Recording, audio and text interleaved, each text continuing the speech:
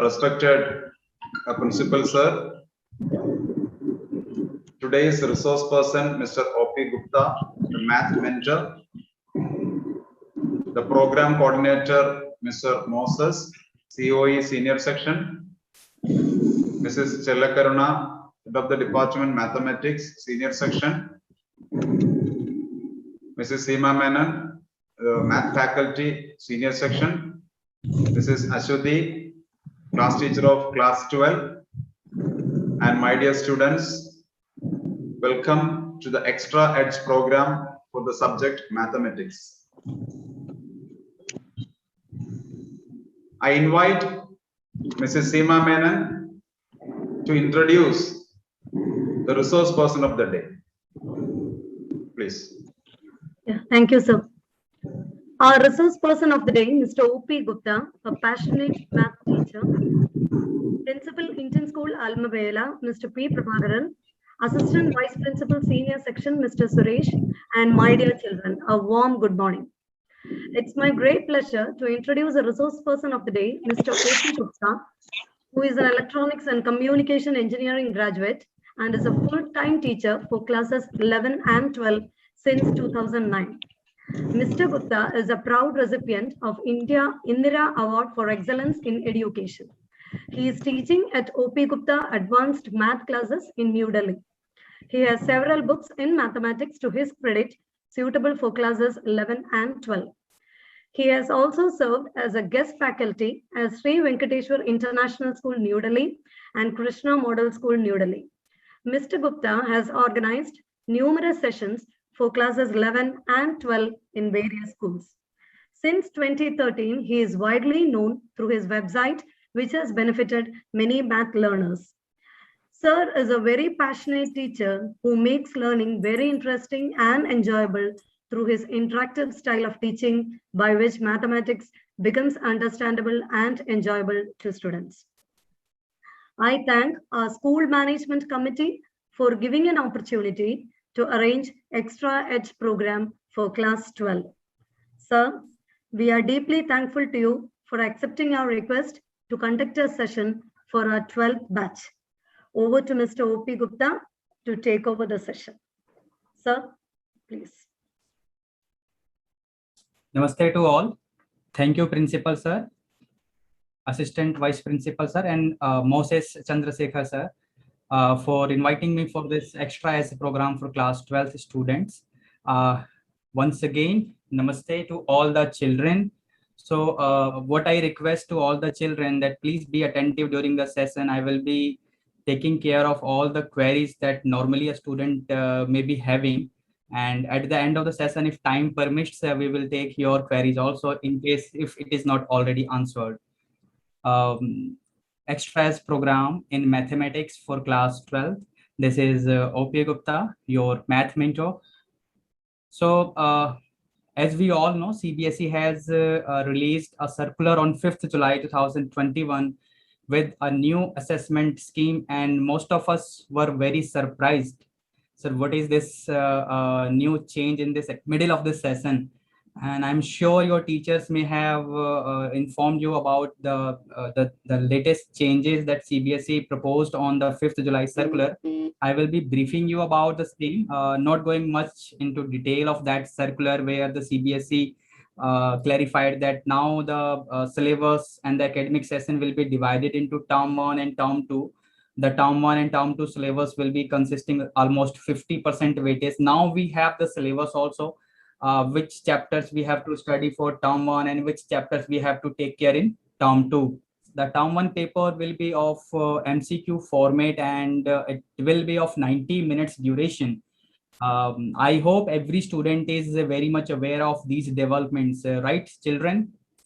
Yes. Children? Yeah, okay, fine. So term 2, if that happens in descriptive format, if the COVID pandemic situations is not that much worse in that particular state or country, then the paper is supposed to be descriptive, means paper and paper pen style exam will be conducted in the month of March or April next year. But as I mentioned, that particular session Extra Edge program is for term 1. and that is supposed to be held in the month of November to December this year. Means there is a wide gap of like 8 weeks window period is given across this country and abroad also. So I am skipping all these portions. I hope you all have been aware about all this. So let's now focus on our subject mathematics, that is code 041 class 12 CBSE term 1 and for the academic session 21 to 22. The syllabus bifurcation here, as you can see,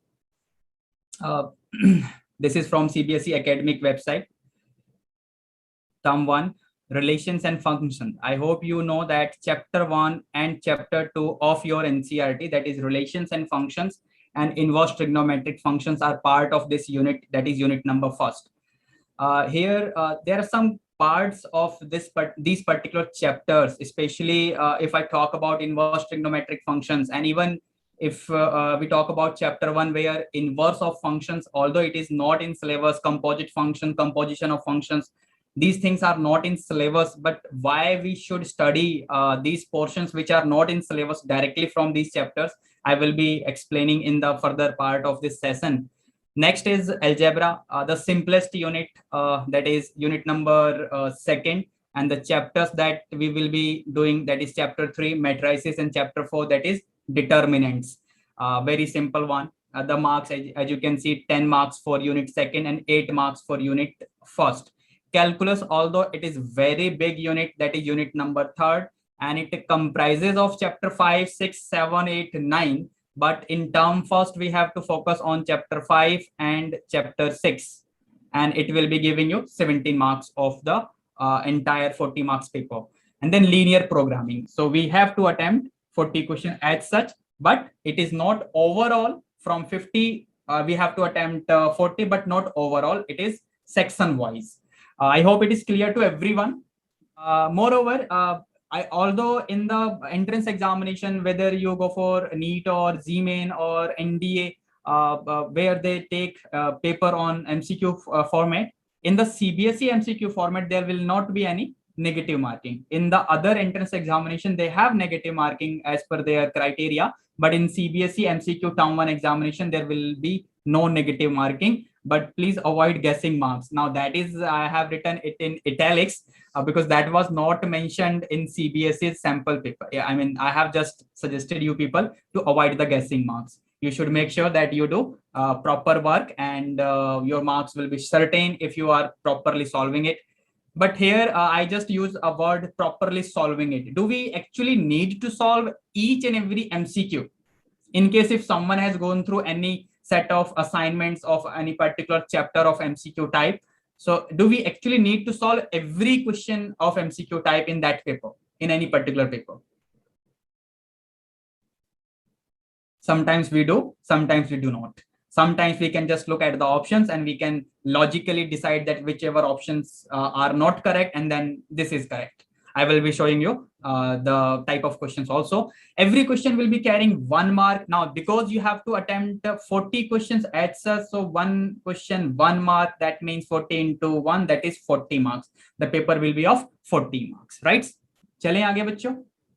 Should we move ahead? Yes, sir. Okay, fine. So this is the bifurcation. I won't call it blueprint. This is because CBSE does not issue any blueprint. This is the bifurcation of that sample question paper for term 1 released by CBSE this month on 2nd September. Anyway, so unit 1st, unit 2nd, unit 3rd, and unit 5th. Unit 4 is not in the term 1. That is chapter 10 vector and chapter 11 3-dimensional geometry. So they are in term 2 syllabus. So we have unit 1st, 2nd, 3rd, and then unit 5th. So unit 1st, that is chapter 1 and chapter 2, I have already mentioned before, will contain 10 questions as such. Unit 2nd will contain 14 questions as such. Unit 3rd, that is calculus chapter 5 and chapter 6. The last 2 chapters of first NCERT book will contain 21 questions, a huge number of questions. And then the last unit will contain remaining, LPP, the remaining question, that is 5 questions will be from linear programming problem. And if you see the bifurcation, how I have understood the sample question paper. See, they have divided the paper into section A, section B, and section C. What kind of questions they have kept in section A or in section B or in section C? In general, there is no criteria by CBSE, but according to my understanding, section A mostly contains those questions where knowledge or understanding is tested. Section B, that is again having 20 questions, normally contains those questions which are a bit, hot type or application based, or you can say a bit lengthy. Similarly goes for section C, but section C has, two type of questions. One is case study, case based question, and another 5 more questions are there. Every case, if you know, anyhow, your teachers may have told you, case studies are normally given with 5 sub questions, and we need to attempt any 4. That was the old pattern. Now what CBSE has done, they have put the case study into section C, where we will have 5 normal MCQ and 5 case-based MCQ. So out of 10, we may attempt any 8 questions. That means we may attempt 5 normal MCQ and plus 3 case-based MCQ, or we may attempt all the 5 case-based MCQ and 3 normal MCQs. I hope you are getting what I mean to say here. From which question to which question, how the things are in section A or section B or section C, I will be discussing in the later part of the session. Section C contains case-based question, okay, and apart from that, 5 more normal MCQs are there, and those MCQs are actually, if I directly say, in section C, we have one question on LPP where we need to plot the graph also. So that means our work will be increased. Of course, they are not going to ask you to plot the graph on OMR sheet where we need to circle for that particular question. But based on that data they have given, we have to plot the graph, and then we will be getting the corner points in case if you have studied that particular chapter. So we will be getting the corner points, and then we have to find the objective function maximum or minimum as per the requirement of that question. So basically, section C contains those questions where we have to do more work. I can say lengthy portion, lengthy questions, lengthy portion of the paper are in section C. So you have to be very clever in deciding which 2 questions you need not to attempt in section C, because there will be 10 questions and you will be supposed to attempt any 8. Right, children? Is it clear? Yes, sir. Fine. So let's move ahead.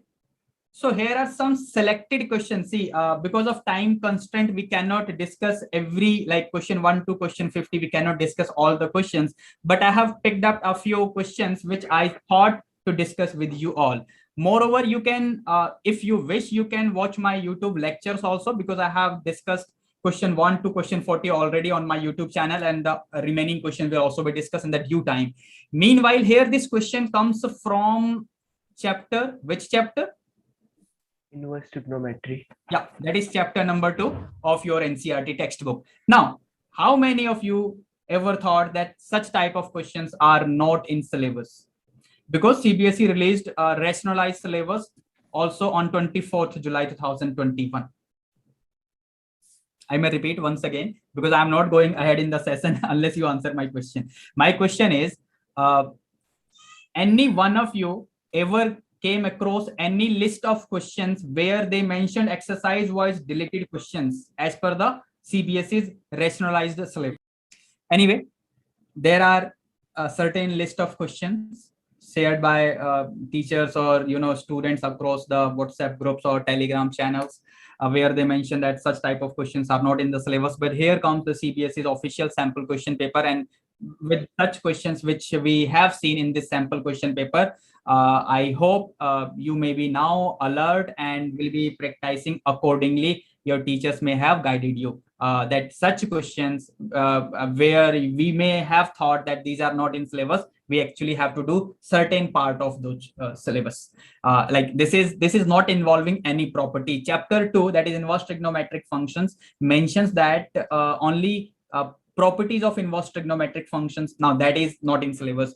What I feel here, if you go by NCERT, see, if you can tell me, is it a property? Is it a property? I'm just asking. Is it a property? please refer your NCERT textbook, and they have mentioned property first, property second, property third accordingly. And in those lists, you will not find such type of formulas. Like suppose if I write cos inverse of cos x equal to x, like likewise if I write tan inverse of tan x equal to x. Now these are not in the list of properties. So NCERT is not putting such type of relations into properties list. So these can be used and the related questions can be asked in the paper. If you go by how to solve this particular question, so maybe if someone can suggest me, we can make the triangle. We can just assume tan inverse x as theta and then make the triangle and then find the value of sine theta, right? Yeah. Yes, sir. Fine. So anyway, although I did the annotation on the screen, let me remove it so that you can clearly see the solution. Right. Now you can see the solutions clearly, right? Well, I have not used any triangle. I have just used identity of trigonometry and have reached to the final answer of this question. Fine. Moving to the next question. Now, this is a concept, equivalence class. Directly, they have discussed this concept in NCERT textbook, but you will not find any direct question. Although there is an indirect question in NCERT 1.1 exercise, there are questions in NCERT exemplar book, examples also given based on this particular concept. And I think you may find at least one question in your paper based on this concept of equivalence classes. So how to solve this question? What actually happens in case if you know what is equivalence class? See, we have to obtain the equivalence class for this element 1. So what we need to find 1 comma x belonging to R. We need to find the values of x from the set A. So we need to obtain the set of the various values of x, which may be related with 1 under the relation R, where R is defined like this and R has to be equivalence relation. So it is normally mentioned in the question that it is equivalence relation, then find the equivalence class of that particular element. So that element is associated with another element of that particular set on which the relation is defined. As per the definition of the relation, we need to find the value of that particular element x, and then we have to enlist all those elements. So if you wish to get the solution of this particular question, here is the solution of this question. If I need to explain, I will be explaining also the solution. In case if you people ask, I may explain. Or should we move ahead?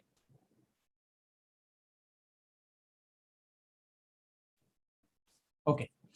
So now this question, actually similar question was given in the last year sample question paper also. Similar question, means not exactly same. Here what they did, they just introduced this summation notation. If student is not aware about how to apply this summation notation, so first of all, they will not be able to understand the question. And once they are able to understand the question, means the meaning of this summation. So here is the limit of I from 1 to 3. So that means it will be A12, A12, then limit of I will be 2. So A22, and the last one will be small a33, capital A33. And now this represents, okay, what does it represents? Determinant. Yes, it represents a determinant in case if you can see the solution. And they have already given you the value of this determinant here, right? Perfect. Moving to the next question. So here comes a very good question from CBSE official sample question paper. And see, human error could be possible. I may commit errors, you may commit error, not an issue. So this sample question paper, question number 24, and one more question is there, question number 33. The answer given in the answer key is wrong. They have given option A as the correct, but option D should be correct because of the given restriction. Although what I have seen comments by some teachers or some students, that if we put x equal to cos theta or if we put x equal to sine theta, we get different answers. So is that the case? Anyone? We may get different answers according to the kind of substitution we do here to solve this particular question of derivative. So is it the case? Do we actually get the different answer here? I don't think so, sir. No, answer will be absolutely unique just because we have been given these restrictions. The restriction on X, the domain is given here. So we will be getting unique answer that will be -2 irrespective of the type of substitution you do. And here you can see the detailed solution which is prepared by me. It is not the solution given by the CBSE on their website. So this question will actually have option D as correct option, although the marking scheme of CBSE says option A is correct. And that error is only because of this thing that they have not taken care of the restriction that is given in the question. And I have here mentioned all the points related to the restriction on X. Clear? Sir, could you please explain this one? Question number 24. There is restriction on X, that is X lies in the interval 1/√2 to 1. And if I am substituting X as sine theta or sine Z, see what I have done, I have just assumed this function as Y. If you have seen in the solution, this as Y and this as Z. So instead of substituting X as sine theta or cos theta, introducing one more variable or parameter, what I have done, because this is very simple. So what I have done, I have written X is equal to sine of Z and then replaced this value of X in this function. That is, and then later on, I have got Y as a function of Z. And because I was supposed to find the derivative of this function with respect to this other function Z, which I have assumed. So means I had to find dy over dz. And because now I have got the value of the function y in terms of the variable z, so I directly differentiated with respect to z. And these restrictions need to be taken care of. See what happens if I get this thing here, you may have seen 1 minus sine square z. Normally what happens that we write it cos square z over the root and then we will write only cos z. Okay, fine. This may help in getting the answer in many questions if the restrictions are not there. But if restriction is given there, you must write modulus of cos z. And after that, if you know about the modulus function, we may get two different answers. We may get cos z, we may get minus cos z. So what actually we get will be decided by the quadrant in which this angle z is present. So I hope I am clear here. Yes, sir. Thank you. And because X is in the interval at the last step of this solution, the solution that I had given earlier, I mean, this typed solution here. So in this, if you see, because X is from the interval 1/√2 to 1, and because I assumed X to be sine Z, so therefore Z will be from the interval pi/4 to pi/2. Here you can see pi/4 to pi/6.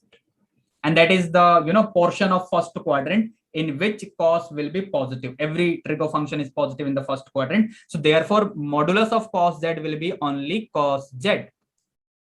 Although the game is not over yet, Here we have got sine inverse of 2 sine z cos z, that is sine inverse of sine 2z. So we may think that is what actually was done by the CBSE in their marking scheme. We may think sine inverse of sine 2z will be sine inverse of sine 2z will be only 2z, and there comes the error.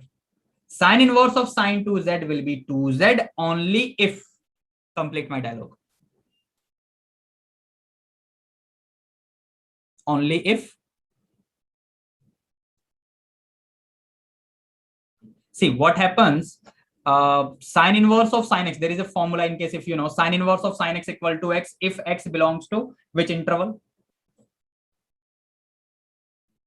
-1 to 1.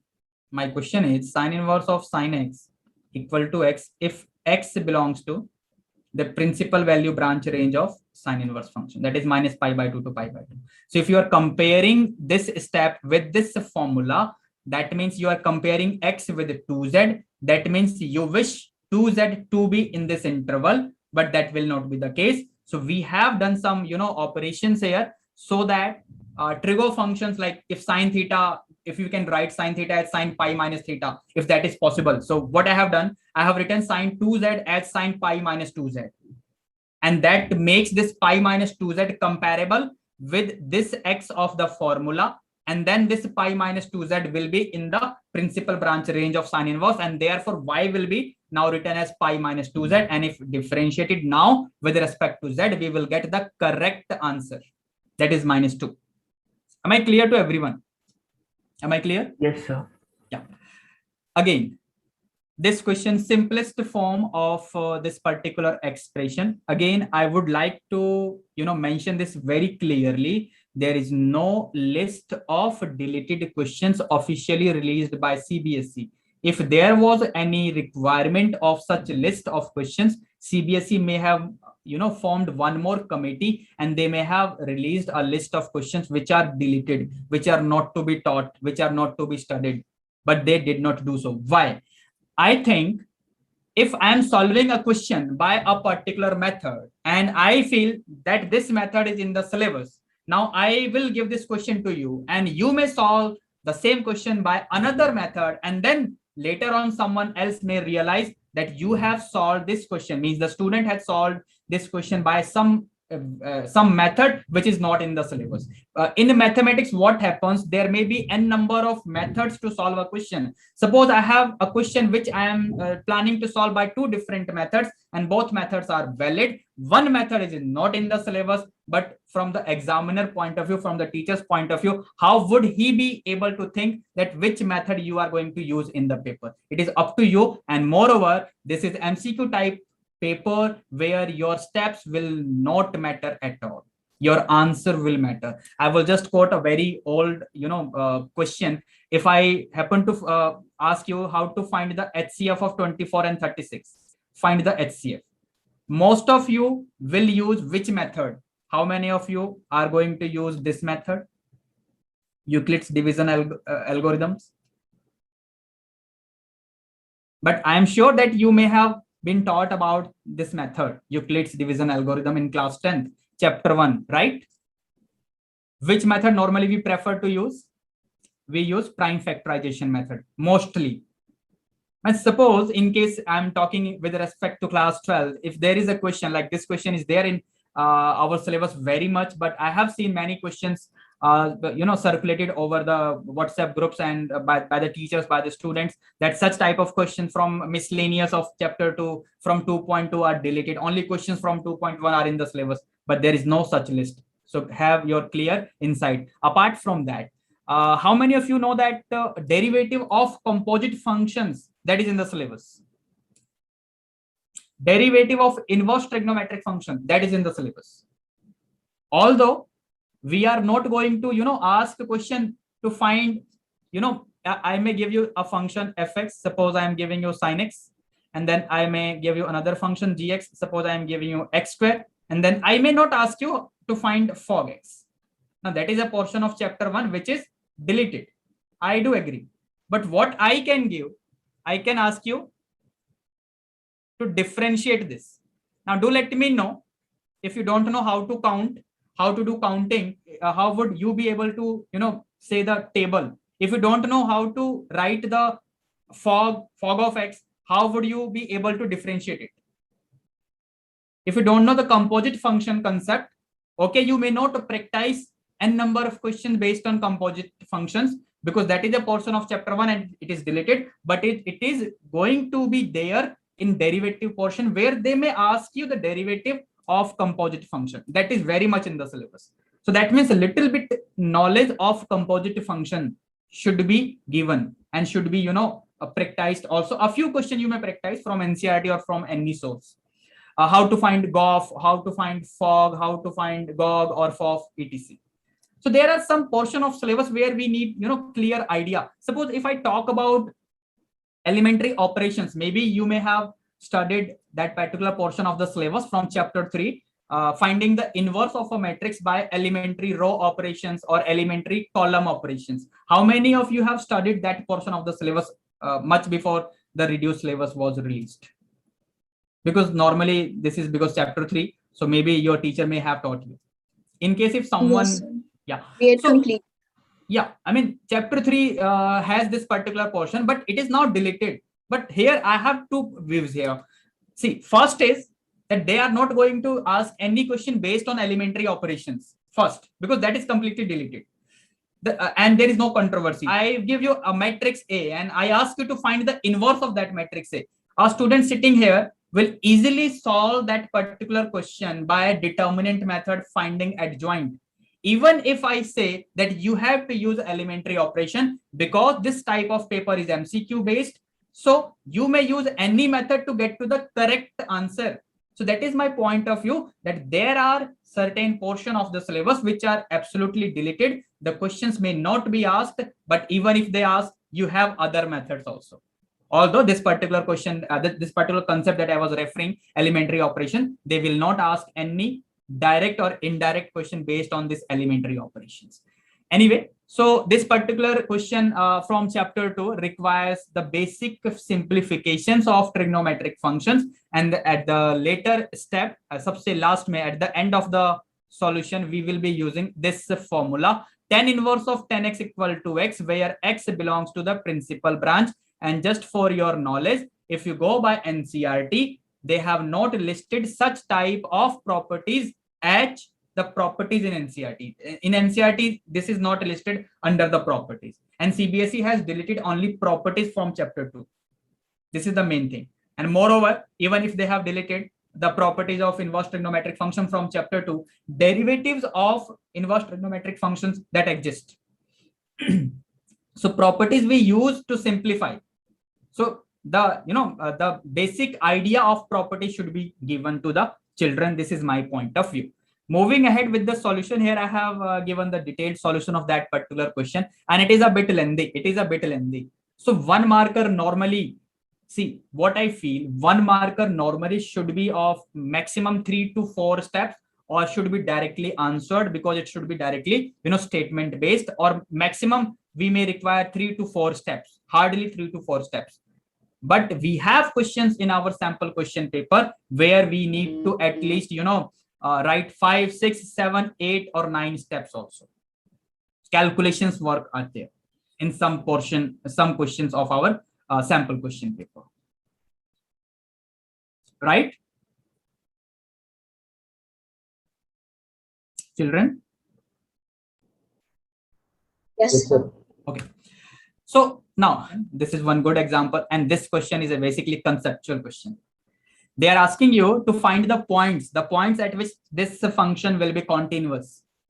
See what will happen. Mostly student may have this guess that maybe x equal to 0 is the point where the function will not be continuous. So therefore all the real values except 0 will be the set of values of x where the function will be continuous. But that is not the case, because this function when simplified will give us a constant function, monotonous. It will neither increase nor decrease. It will just move constant. The value will always be -1 if we simplify this function. And therefore any constant function is actually everywhere continuous, means it will be continuous for all x belonging to R. And that is what they wanted you to obtain, the points at which the function will be continuous. So option, which option? A. Option A, right. Anyway, this LPP question I was talking to you about here, actually, see again, CBSE marking scheme mentioned something else and the answer will be something else. Actually, they have marked option D as correct, but it is incorrect. Option C is actually correct. Option C is correct. And how, why, I will be explaining. See, this is the graph of the set of constraints that we had. What actually happens, if you clearly notice here, value of Z is same at point A and at point D. When this happens, that objective function's value, either maximum or minimum, is same at 2 points. So that means the same value of Z will be obtained at all the points joining those two particular points. Means here point A and point D, if we see in the graph, point A is present here, you can see I'm marking in the graph, and point D is here, right? Okay, so value of Z will be same, that is 150, at all the points of this line segment AD. How many points are there on any line segment?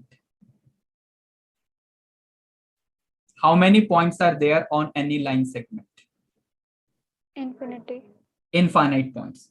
And if you can recall, option C mentioned the same thing, infinite points. Option D mentioned 2 points, exactly 2 points. So option D cannot be correct, although why they have given option D in their options just to confuse you, because you will be getting 2 points at which Z's value will be same, that is 150, either maximum or minimum, although they are asking for minimum, so no issue at all. So in case if Z's maximum or minimum value is same at 2 points, that means the same value will be obtained at n number of infinite points. Clear to all? Yes, sir. Fine. So moving to the next question. This is from which chapter? Anyway, this is chapter number 6. Maxima and minima topic. Application of derivative is the name of chapter, and in which the topic is maxima and minima. And see, the function they have given you, that is 10 plus x, and there is a square root also. If you happen to differentiate it, why I am saying that we have to differentiate, because they have asked you to find the maximum area of that function. The area function is given for that particular trapezium. So if you happen to differentiate it, it will be, very complex. And I think I had mentioned you that our paper contains 1 markers, but not all the questions are very short answer type. Some questions may require you to write 7, 8, 9 steps or do the more calculations. We may expect that such type of questions may be there or may not be there in the final paper. But the official sample question paper released by the CBSE, that warns us to practice every question from your textbook, or for that matter from any refresher that you are following, or the set of assignments that you may be getting from your teachers. How to solve this question, I have given the solution here also, in case if someone needs me to explain, because the solution that I have given is different from the solution given by the CBSEs in their answer key. That solution, according to me, is a bit complex. I have tried to make it a bit simple. Whenever there is a case of, see, you can have this as a tip. Whenever there is a case of, in case of maxima minima question, if there is a function, suppose there was a function, this particular question, we had 10 plus x, and then we had this square root thing. See, in maxima minima, you will be differentiating, then you will be again differentiating, correct? Yes, sir. Okay, so see what happens in case of maxima minima. If there is this under root thing, okay, you may differentiate it once, not an issue, by using the product rule. But once you differentiate it later on, means second derivative, it will become very complex. So what we do in case of such questions where this under root sign is found, we just assume the function like this. Like, we will take another function u, and we will call fx whole square will be equal to u, and then we will find the maximum or minimum value according to the new function, that is u. Means we are going to differentiate u once, and then again d2y over dx2, and this differentiation will be very, very simple, the first derivative or the second derivative, and at the end we may get like maximum value of u is this one, so therefore maximum value of fx is this one, because u and fx are interlinked by this assumption. So this is what I suggest to my students in case of maxima minima. If there is there is under root sign, square root sign, just square it to get rid of this square root sign, so that the calculations are a bit simple. And you may try at home also for this question. In case if you do not do the way I have done, I have just taken fx whole square as u, another new function, and then done the derivative things. And if you don't do that way, you just go by the prescribed method as given in the CBSE's answer key, like finding derivative and then second derivative. While finding the second derivative, you may observe that this is very, very complex. So it is up to you to do as you please. So should we move to the next slide? Sir. Yeah. Just a question. Yes, Is yes. it necessary to do the second derivative? Because in the question it's because I was coming to that only, because this paper is MCQ based. So if you can recall, in the beginning of the session, there was a set of instruction which I had written in italics. Why? Because people may do the guessing work also. You need to do less work. You need not do the guessing work. I never advocate for that. You may do less work and get to the correct option, correct answer.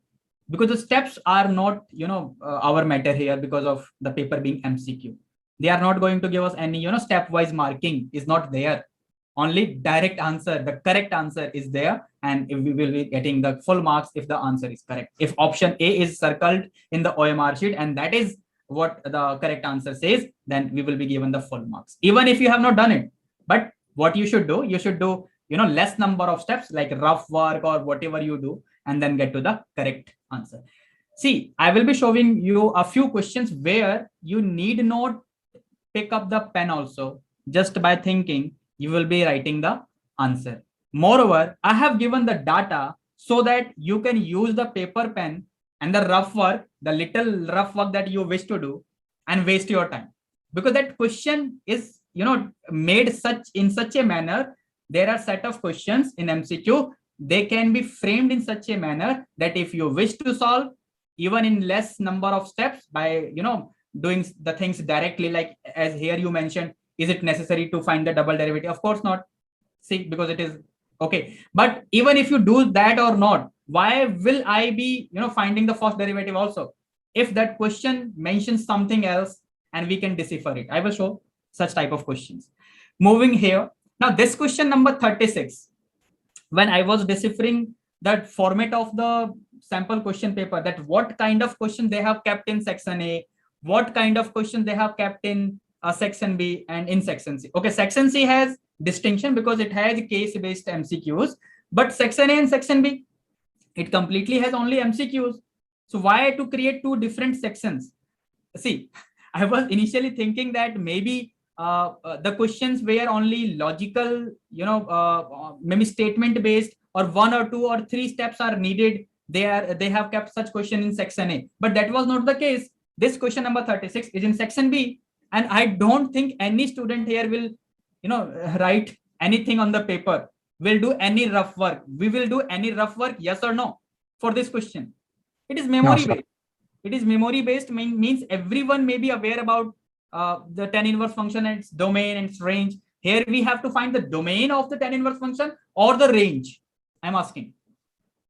Range. Range. Right? Option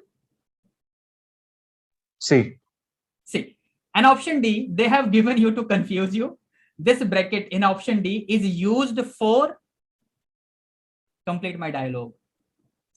In option D, the type of bracket they have given, the curvy brackets they have given for minus pi by 2 and pi by 2. This type of bracket is used for set notation. Yes. Anyway, moving ahead to the solution of this question. See, here is the big solution of this big question in section B. This is in case if someone knows what is the source of this question. NCERT. In the beginning of the session, I mentioned this question is from NCERT. And the chapter, I think everyone may be aware, chapter 6. Anyway, and actually, while solving this question, at one stage, you may think, okay, we have to differentiate, and then dy upon dx will be equal to the slope of tangent that is given to be y equal to mx plus 1. The slope is m. And then what? And then what? I will show you the solution here. You can see what I have done here. Anyway, moving ahead with this question. Again, it is from the Bible book, NCERT. But this question is not so small. In fact, I will show you the solution, but I have trimmed the solution so that it fits into the slide. And the solution is quite lengthy. It requires the use of two different concepts. The first is determinant concept, because they are asking you to find the value of determinant. Like in option A, you can say determinant of A is 0. In option B, they are giving you a particular interval 2, infinity open interval. Accordingly, option C and option D. And they have given you one condition also on the angle alpha, that alpha will be in the interval 0 to 2 pi, that is in the closed interval. And here I have just expanded this determinant, and I have not shown you any calculation. How did I get to this value of the determinant? That is 2 plus 2 sine square alpha. Till this step, chapter 4's concept, means expanding the determinant, is used. Now the role of chapter 4 or role of class 12th concept is over. Now we need to use the concept that we have studied in chapter 3 in class 11. That value of sin x lies in which interval? Anyone? Before I write, can you tell me value of sin x lies in which interval? I have written it here in the solution also. Value of sin x lies in this interval from -1 to 1 close interval. And here I have mentioned, if you can see. Here the angle is alpha because that was given in our question.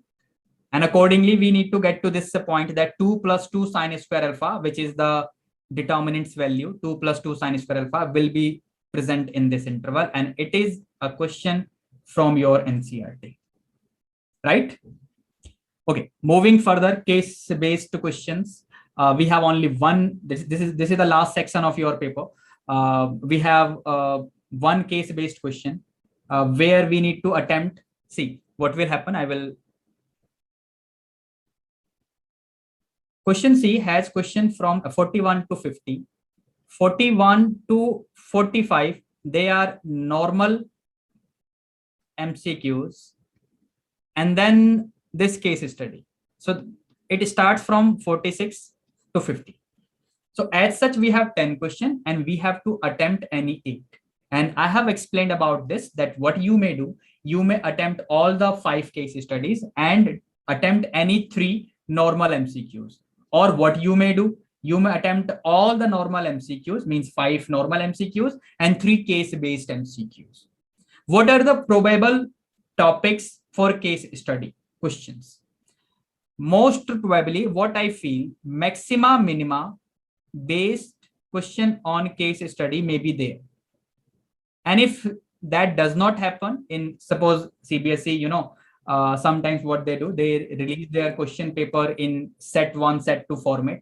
So in maybe in one set or in all sets, we may have questions from maxima minima on case study, but otherwise we may have questions from relations and functions, from inverse trigonometric function, and from matrices also on this case study type questions. We may have questions from these chapters.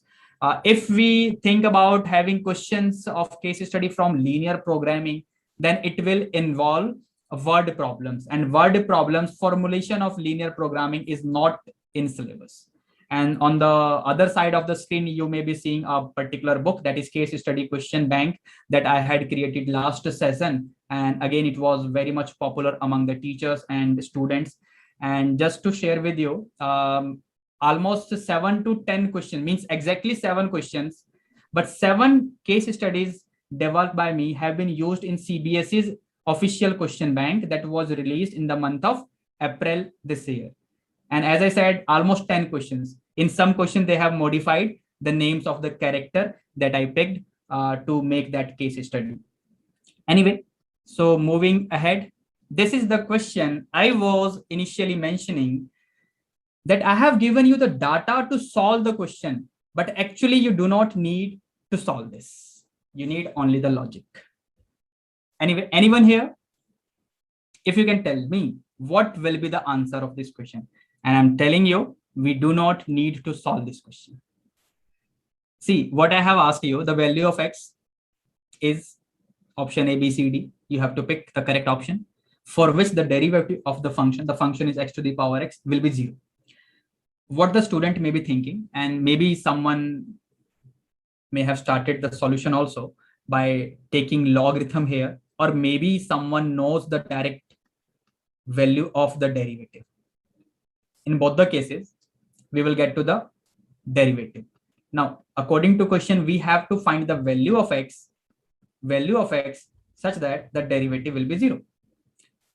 In MCQ, see, if I have to solve this question, that is a different thing. I'm solving it. But otherwise, see what I'm going to do. If I just have this idea that I will have to take logarithm in this particular question. There will be log involved, means log of x will be involved. This x can be never negative and 0. Agree? And they are asking you to find the value of x. So x can never be 0. Drop it. Two options cannot be same. Check it out. They are same. And here we have this as correct option. And here comes option D. Logically, without using the particular solution, without even, in case if someone asks me, do we have to find derivative? See, I have not, used derivative here. Although you may use derivative and waste your time. That is what I was saying you. We are given sometimes in some MCQs data to solve it, but actually we don't need to solve it. This is the key. And in the top, if you can read what I have written, we need different temperaments to answer MCQs. This is the main thing. We need different type of planning, different type of preparation skills are needed to tackle MCQ. So have good practice of such type of questions. This question is taken from NCERT as it is. I have written here. It is from exercise 3.2. Such type of questions should not be given in the MCQ paper. I agree, because proof-based or verification-based question will not be there, will not be suitable for, framing MCQ. This is show that. Now, what I did to this question, I have beautifully converted this question into MCQ. Now, if a student thinks that we need to solve this question actually, and then compare the result and get the value of k. But actually that is not the case. I just mentioned we need different temperament to tackle MCQs. What you can do, if you can, visualize this alpha is an angle, just replace the value of alpha, suppose 45 degree or 90 degree for that matter, and accordingly do the calculation. It will be less complex. Rest, it is up to you. Either solve it in detail or do some, logical observation and get to the answer in a few steps, less number of steps, and sometimes even in no number of steps. Only thinking will be helpful. This question I have picked up here, I was explaining earlier. Although composite functions are not in syllabus in chapter 1, but derivative of composite functions should be, it is there in the syllabus, so it should be taught at least to give some idea. And moreover, those students who are from science background, if you are aspiring for any entrance examination, GMAIN or BITS Pilani or NDA, so calculus, going to play a very vital role, and therefore you need to do those portion of syllabus also which are not in syllabus otherwise. Moving ahead, this question is actually from last year's sample question paper. I wanted to discuss this with you also, that this was also thought that it is not in the syllabus, but it is very much in the syllabus, because the kind of property they are using is not property according to NCERT. So such question where simplification is involved is very much in the syllabus from chapter 2.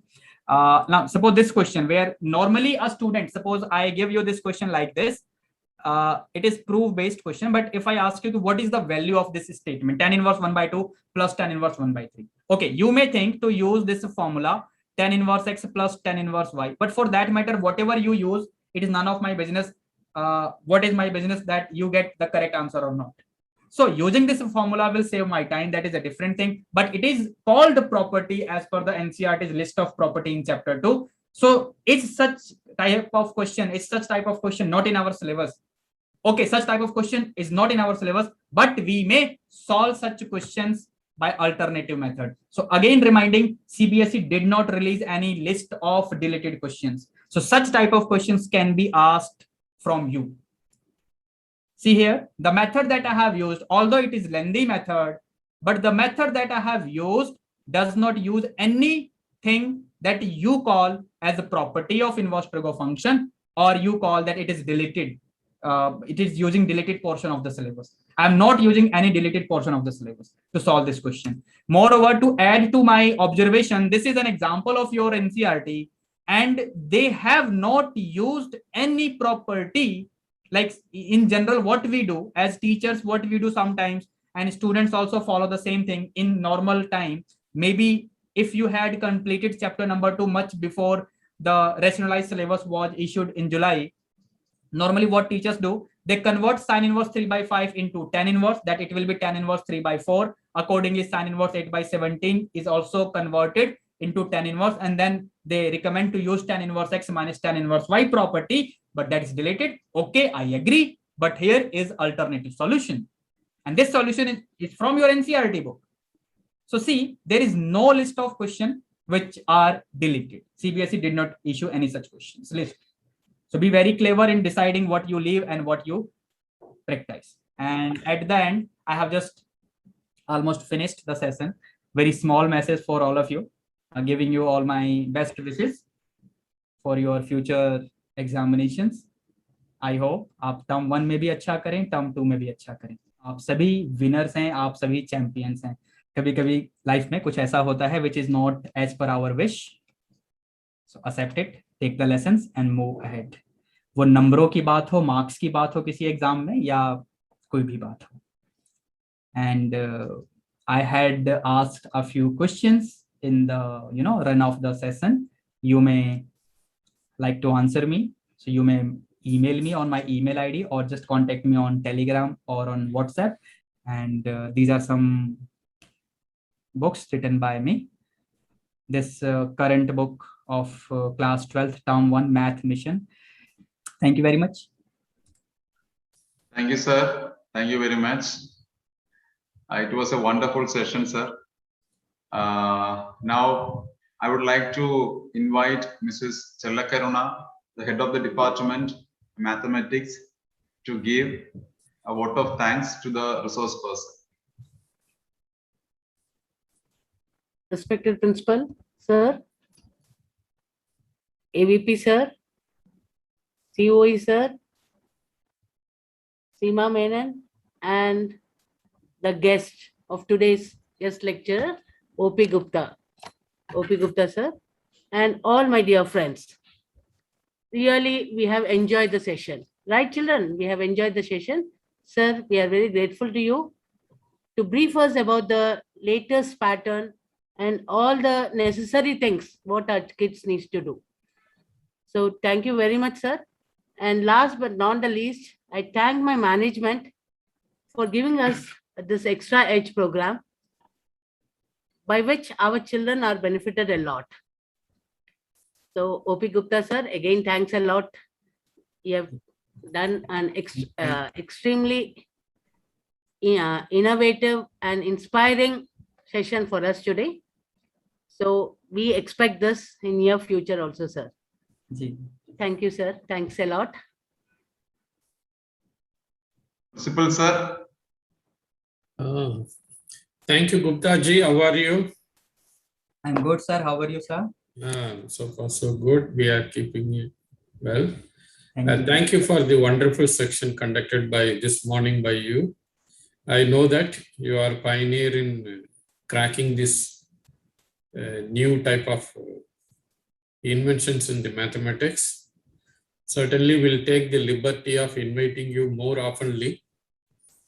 I know that now the people are doing a research on the sample question papers, and we may get many more inventions or results in the days to come.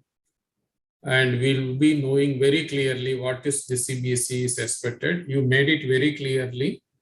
CBSE did not officially declare the omission, but it is going to be used indirectly in something or other. It means the student should prepare everything. At least they should be aware of the basic concept of all the chapters. That is a take home, and you have given a simple method how to solve the certain problems. Certainly, these are all quite interesting. Thank you very much. And once again, on behalf of myself and my maths department, I thank Mr. OP Gupta for taking the webinar in this fine morning. Thank you, sir. Always welcome, sir, and thank you very much for inviting me. One small for query, this sir. program. Yes, yes. What is the idea of assertion and reasoning questions, sir? Because we were training. That is ourselves not on- now that we don't have to worry now.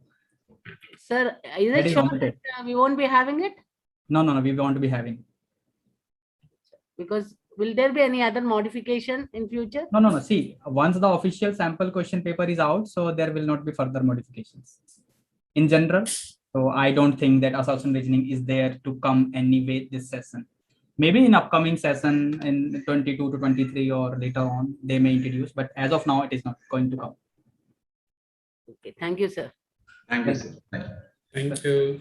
Thank you. Thank you everyone. All the best, children.